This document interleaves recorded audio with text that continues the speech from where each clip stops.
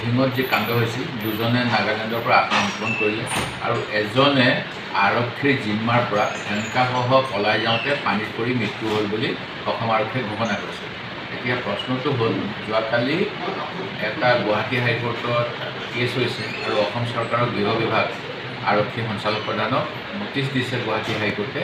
যেতিয়া যিজন মৃত হ'ল তেওঁৰ পিতৃয়ে দাবী কৰিছে যে তেওঁৰ পুত্ৰ আৰু ঢিং আৰক্ষীয়ে চাৰ্কুলেট কৰা ফটোখনত যিজন তপস্যুল সেই দুইজন একে ব্যক্তি নহয়।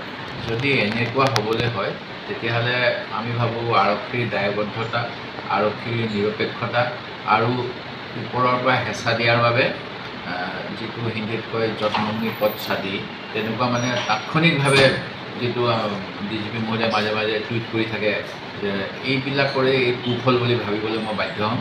এই গতিকে মই আশা কৰিম যে পোষ্টমৰ্টেম ৰিপৰ্টত কি সন্দেহ প্ৰকাশ কৰা হৈছে, এতিয়ালৈকে পোষ্টমৰ্টেমৰ ৰিপৰ্টটো ওলোৱা নাই। ইয়াৰ আগত জোনমণি ৰাভাৰ পোষ্টমৰ্টেম সম্পৰ্কে গুৱাহাটী মেডিকেল কলেজৰ অৱসৰপ্ৰাপ্ত চিকিৎসকজনে কৈছিল যে এই পদ্ধতিটোৱে ভুল হৈছিল সেই সময়ত।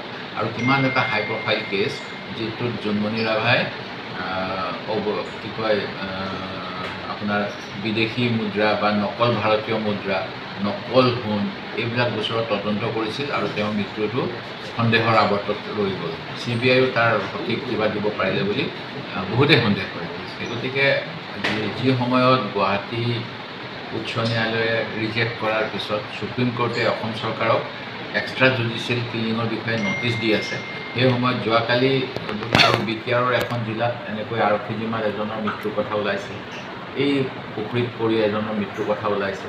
এইবিলাকে অসম আৰক্ষীৰ বিষয়ত আমাক সন্দেহৰ মানে উদগনি যোগাইছে। মই আশা কৰোঁ ভাল ধৰণেৰে তদন্ত হ'ব লাগে, দোষীয়ে শাস্তি পাব লাগে, কিন্তু যিটো এক্সট্ৰা জুডিচিয়েল কিলিং জাতীয় কামবিলাক কিন্তু অসম আৰক্ষীয়ে বন্ধ কৰিব লাগে।